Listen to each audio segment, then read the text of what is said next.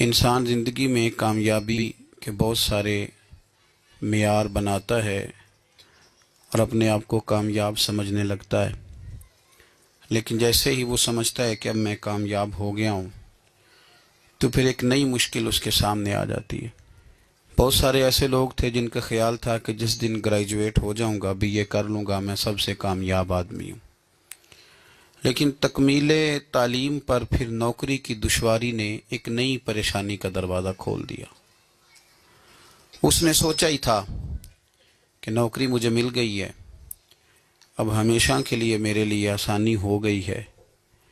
لیکن اس کے ساتھ ہی اس کی شادی کے معاملات شروع ہوئے۔ اس کا خیال تھا کہ شاید نکاح کے فوراً بعد جب گھر بس جائے گا تو پھر ہمیشہ پھول ہی کھلیں گے، روشنی ہی ہوگی، لیکن پھر اولاد کا نہ ہونا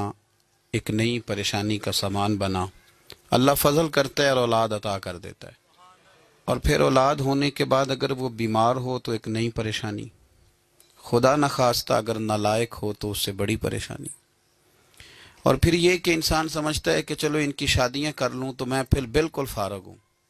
حالانکہ ایسا بھی کچھ لوگ اور روز یہ کہتے تھے بوڑھے کہ بعد بچے سارے بیاہ لوں میں پھر فارغ ہوں،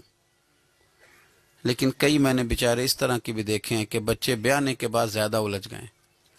زیادہ مشکلات کا شکار ہو گئے۔ ایک سے فارغ ہونے لگے تھے تو 15-20 ان کے گلے پڑ گئے اور مشکلات۔ انسان سمجھتا ہے کہ شاید یہ والی چیز کامیابی ہے، یہ والی۔ میرے بھائی یاد رکھ لیں، کامیاب بندہ وہ ہے جو محشر کے میدان میں کامیاب ہو جائے گا،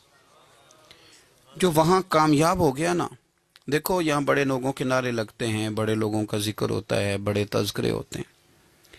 لیکن اگر کسی کو قیامت کے دن چوک میں کھڑا کر لیا گیا کہ تیرا حساب ٹھیک نہیں تو پورا دے کے جا، تو وہ ناکام ہو گیا۔ بہت ساری کامیابیاں بھی کسی کام نہیں آئیں گی۔ میرے رسول کائنات صلی اللہ تعالی علیہ وسلم کو اپنی امت کی بڑی فکر رہتی تھی، ایک فکر جو نبی پاک کو بہت زیادہ تھی اور ہر وقت میرے نبی کو پریشان رکھتی تھی،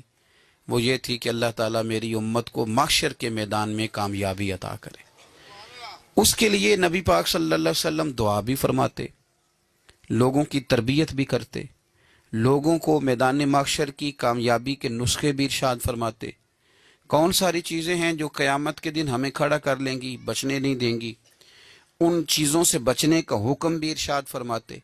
اور پھر سب سے بڑھ کر یہ کہ نبی پاک صلی اللہ تعالی علیہ وسلم بار بار